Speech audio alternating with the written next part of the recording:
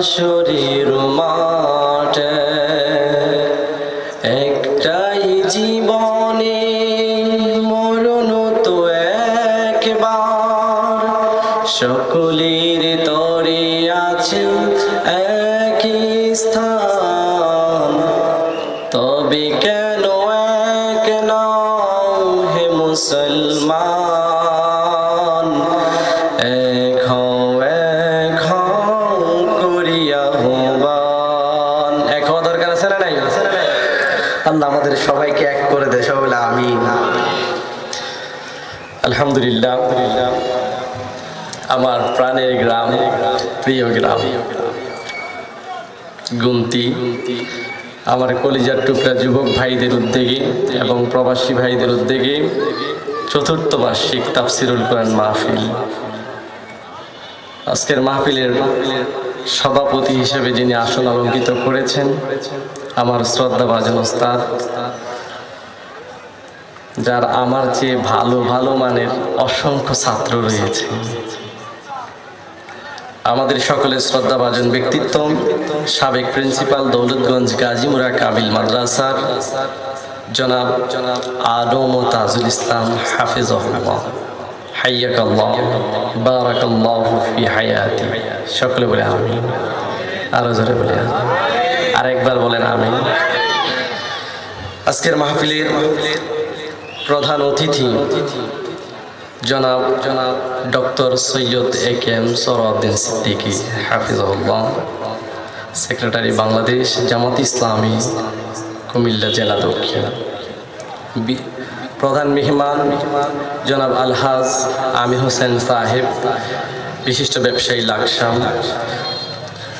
আমার পূর্বে যদি আমার বসার কোনো কথা ছিল না, আমাদের প্রধান আলোচক এসে পড়েছেন, কিন্তু একটু সময় দিতে হচ্ছে।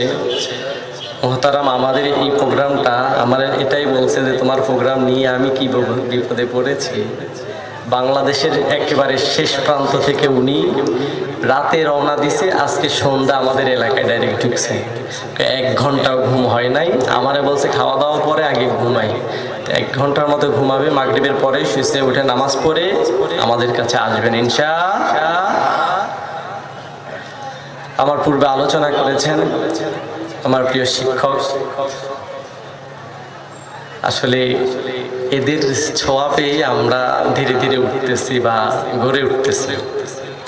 আমি নুরুন নবীর এমনি বাহ্যিকভাবে জন্ম যদি বাবা মায়ের মধ্য দিয়ে আপনাদের কাছে পরিচিতি এনে দেওয়ার মাধ্যম হচ্ছে তারা আমাদেরকে ঘাতনি দিয়ে, মশলা দিয়ে, আস্তর দিয়ে তৈরি করতেছে। আমার প্রিয় শিক্ষক মুহাদ্দিস আব্দুল হালিম হাফিজাহুল্লাহ, আতালাল্লাহু উমরাহু ওয়া বারাকাল্লাহু ফি হায়াতিহি। সকলে বলে আমিন। তো যারাই কথা বলেছেন নিঃসন্দেহে কোরআন থেকে বলেছেন, ঠিক কিনা? আমরাও বলবো যে এটা এত সুন্দর আয়োজন, আমরা যে সকল ব্যস্ততা শেষ করে সকল ব্যস্ততা থেকে দূরে থেকে আল্লাহ যে আমাদেরকে আসার বসার তৌফিক দিয়েছেন, এজন্য আপনারা খুশি না বেজার? আরো জোরে বলেন খুশি না বেজার? যদি খুশি হয়ে থাকেন সকলে সবস্বরে সর্বোচ্চ কণ্ঠে আওয়াজ তুলি কালেমাতুশ শুকর আদায় করব যে আল্লাহ আমাদেরকে জবানে শক্তি দিয়েছেন, সে আল্লাহ আমাদেরকে কালেমায় শিক্ষা দিয়েছেন, কালেমার শুকরিয়ায় কালেমা শিক্ষা দিয়েছেন। সেই রবের দরবারে শুকরিয়া আদায় করে সকলে সমস্বরে কালেমাতুশ শুকর পড়ছি আলহামদুলিল্লাহ। আরেকবার বলছি আলহামদুলিল্লাহ। ربنا لك الحمد حمدا كثيرا طيبا مباركا فيه يا ربي لك الحمد كما ينبغي لجلال وجهك وعظيم سلطانك لك الحمد بالقرآن لك الحمد بالإيمان ولك الحمد بالإسلام اللهم آمين। শুকরিয়া আদায় করলাম কার? সব সময় সব প্রশংসা আদায় করতে হবে কার? খাওয়ার সময়, ঘুমানোর সময়, মাজারে সেজদা দেওয়ার সময়। হ্যাঁ, মাজারে সেজদা দেওয়া যাবে? মাজারগুলো আমরা শ্রদ্ধা করি, মাজারে আমরা জিয়ারাত করব। কি করব? কবর জিয়ারাত করা জায়েজ, সেজদা দেওয়া জায়েজ আছে? আল্লাহ রাসূল বলেন নাহাইতুকুম আন জিয়ারাতিল কুবুর আলআনা ফাজুরুহা ফাইন্নাহা তুযাক্কিরুল আখিরাহ। সুবহানাল্লাহ বলেন। আল্লাহ রাসূল বলছেন প্রথমে ইসলামের সূচনা লগ্নে আমি কবর জিয়ারত করতে নিষেধ করেছিলাম, কিন্তু এখন আর কোনো নিষেধাজ্ঞা নাই, নিষেধাজ্ঞা উঠিয়ে নেওয়া হলো। অর্থাৎ কবর জিয়ারত করা যাবে, কবর জিয়ারত করলে আখিরাতের কথা স্মরণ করিয়ে দেন কে?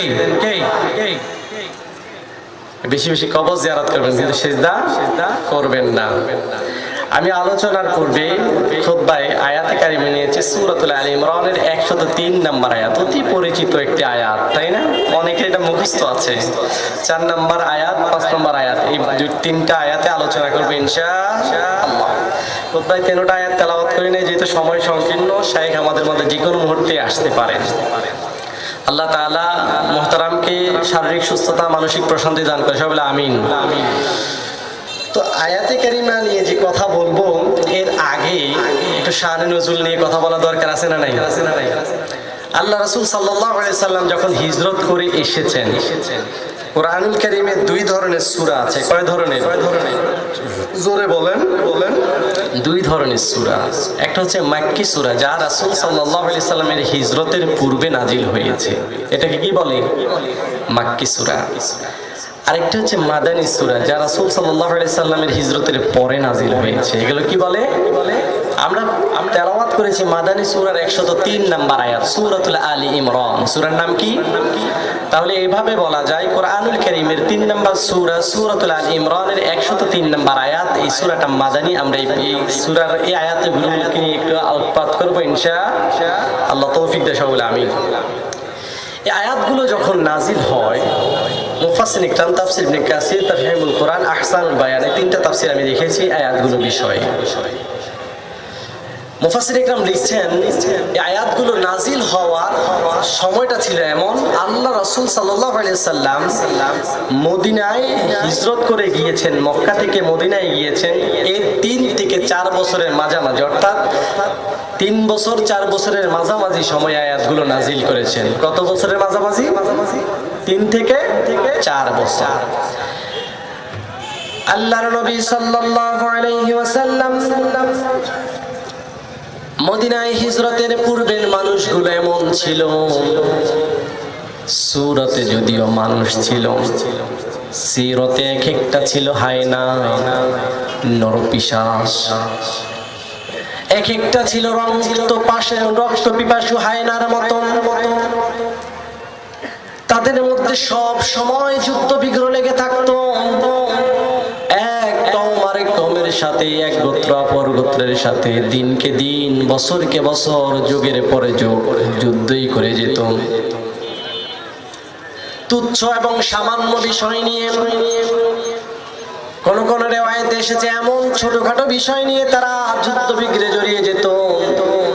কোন কওমের বা কোন গোত্রের কূপের পানি যদি অন্য গোত্রের ওটে খায়, কিসে খায়? কিতে ওটে খায়। ওটের কি বুঝ আছে? ওটে পানি খেয়েছে কেন? এই বিষয়টাকে কেন্দ্র করে তারা একে অপরের সাথে যুদ্ধ লিপ্ত হয়ে যেত। একে অপরের সাথে যুদ্ধ করতে করতে নিজের জীবন দিয়ে দিত, কতল হয়ে যেত। সন্তানকে ওসিয়ত করে যেত, আমি পারি নাই, ওদের গোত্রের ওট আমাদের পানি খেয়েছে, এর বদলা, এর প্রতিশোধ তুই নিবি। ইসলাম আসার পর, দিন আসার পর, দিনের সুশীতল ছায়াতলে যখন সবগুলো মানুষ চলে আসলো, মানুষের মধ্যে ভ্রাতৃত্ববোধ, মানুষের ভিতরে মায়া, স্নেহ, প্রীতি, সব কিছু যিনি ঢুকিয়ে দিয়েছেন তিনি কে? জোরে বলেন না কে? আল্লাহ।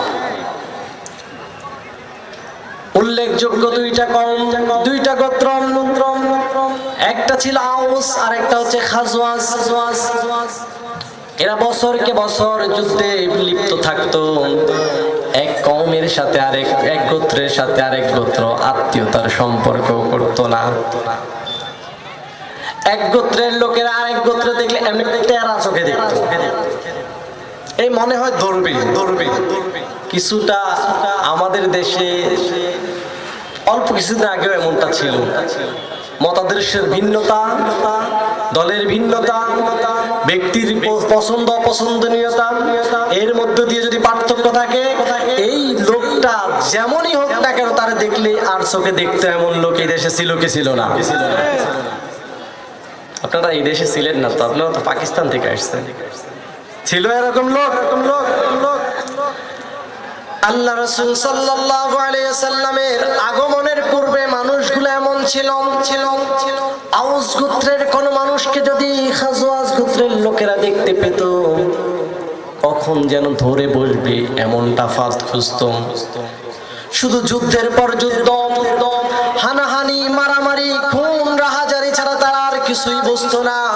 কিন্তু আল্লাহ রাব্বুল আলামিন যখন দিনের সুশীতল ছায়াতলে তাদেরকে আনলেন, আল্লাহ রাব্বুল আলামিন তাদেরকে যখন ইসলামে প্রবেশ করালেন, হেদায়েত যখন দিয়ে দিলেন, আল্লাহ রাব্বুল আলামিনের এই কোরআনের রহমতে তারা এমন সম্পর্ক করেছে, আপন ভাইয়ের জন্য যেমনটা করে না এর চেয়েও বেশি একজন মুসলমান অপর মুসলমানের জন্য করে। কন্যা সুবহানাল্লাহ। আল্লাহর নবী সাল্লাল্লাহু আলাইহি ওয়াসাল্লামের প্রিয় সাহাবীরা যারা হাদিস রওয়ায়াত করেছেন,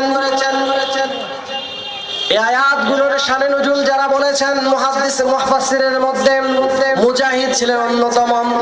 মুহাজির সাহাবীদের মধ্যে উনি বলছেন, ইসলামের পূর্বে আর পরে এই দৃশ্যটা এত সুন্দর ছিল। পূর্বের মানুষগুলো ছিল একজন আরেকজনের শত্রু। একজন আরেকজনকে দেখলেই মনে হয় আক্রমণ করবে, অ্যাটাক করবে, হামলা করবে, হত্যা করবে। কিন্তু যখন ইসলামের ছায়াতলে তারা আসলো, একে অপরের সাথে এত সুন্দর সম্পর্ক করেছে। জিহাদের ময়দানে তারা নজিরবিহীন অবস্থায় ইসলামের সহযোগিতা করেছে, যেমন সহযোগিতা নিজ পরিবারের ভাই ভাইয়ের জন্য করে না। কন্যা সুবহানাল্লাহ। এমন মহব্বত, এমন মায়া সৃষ্টি করে দিয়েছেন যেই বিধানটা দিয়ে, সেই বিধানের নাম কি?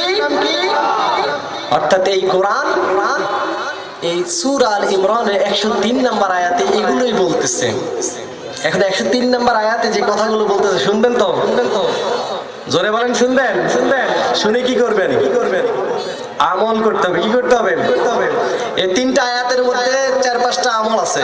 এই আমলগুলো করতে একটু কঠিন। একটা আমল সহজ, সেটা বলে দেব। যে আমলগুলো দেওয়া হবে আল্লাহর তরফ থেকে, কোরআন থেকে, আমল করার চেষ্টা করবেন ইনশাআল্লাহ।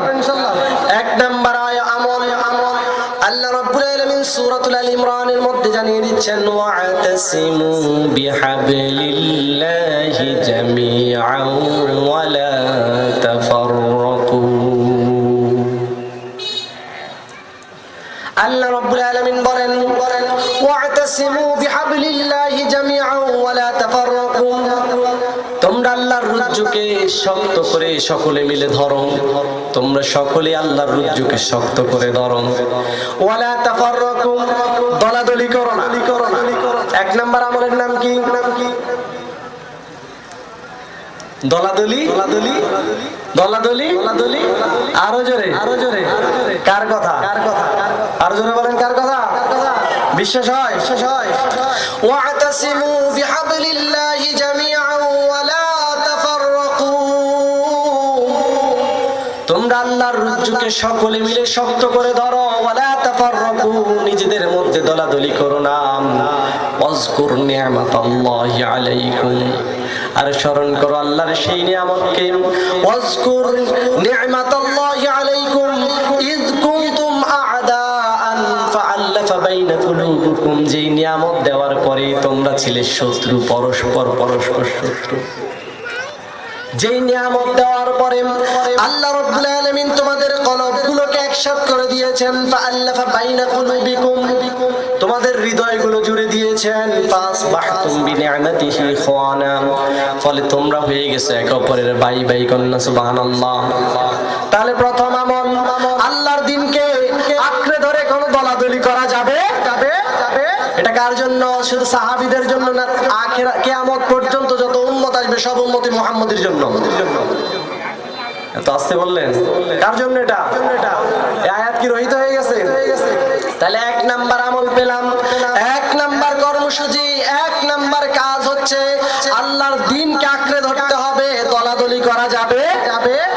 যদি একসাথে থাকা যায় তবে আল্লাহ রাব্বুল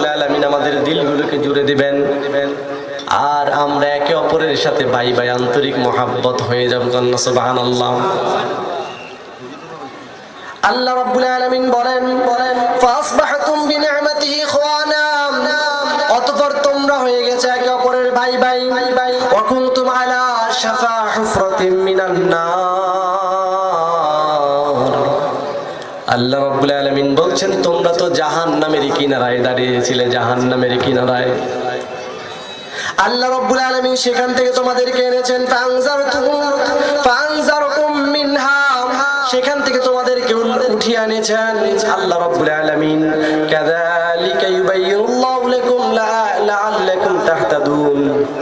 আল্লাহ রাব্বুল আলামিন বলেন এরপর তোমাদেরকে আমি সেখান থেকে এনে হেদায়েতের রাস্তা দেখিয়েছি। অর্থাৎ প্রথম শর্ত হচ্ছে আল্লাহর রুজ্জুকে ধরলে দলাদলি করা যাবে। দলাদলি করা যাবে। নিয়ামত বলতে তাদেরকে দেওয়া হয়েছে, তারা ঐক্য হয়েছে, ঐক্যবদ্ধ হয়েছে, তারা ইসলাম গ্রহণ করে একসাথে ছিল, তাদেরকে দলাদলি করতে নিষেধ করেছেন। আলহামদুলিল্লাহ। এই 5 মাস আগে আর এখনকার অবস্থা যদি খেয়াল করেন তাহলে সেই সময় যেমন তাদের মধ্যে মন ব্যামিল ছিল, মারামারি ছিল, হানাহানি ছিল, একজন আরেকজনের শত্রু ছিল, তাদেরকে আল্লাহ যেমন জুড়ে দিয়েছেন। এখন আমরা যে কথা বলতে পারতেছি এই নিয়ামতটাও আমাদেরকে কিছু দিছে কি দেয় নাই?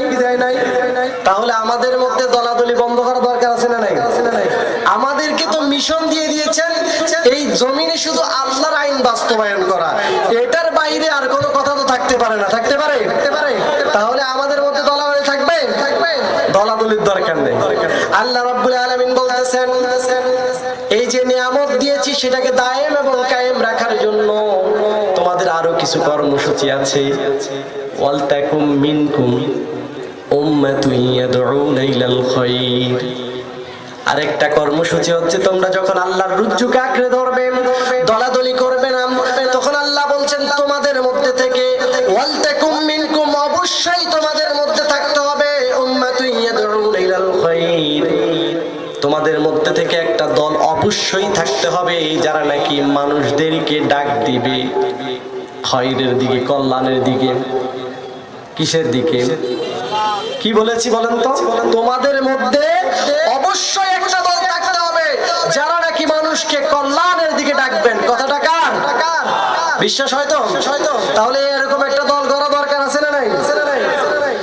ওয়ালতাকুম মিনকুম উম্মাতুন ইয়াদউনা ইলাল খায়র, তোমাদের মধ্যে এমন একটি দল থাকতে হবে যেই দলটা মানুষদেরকে কল্যাণের দিকে ডাকবেন। ওয়া ইয়ামুরুনা বিল মা'রুফ, সৎ কাজের আদেশ দিবে। কিসের আদেশ? সৎ কাজের আদেশ দেওয়া একেবারে সহজ। ভাই তুমি নামাজ পড়বা, এটা সৎ কাজের আদেশ। তুমি সালাম দিবা, এটা সৎ কাজের আদেশ। তুমি যাকাত দিবা, সৎ কাজের আদেশ। তুমি সাদাকা করবে, এটা সৎ কাজের আদেশ। তোমার হজের হুকুম হয়েছে তুমি হজ করো, এটা সৎ কাজের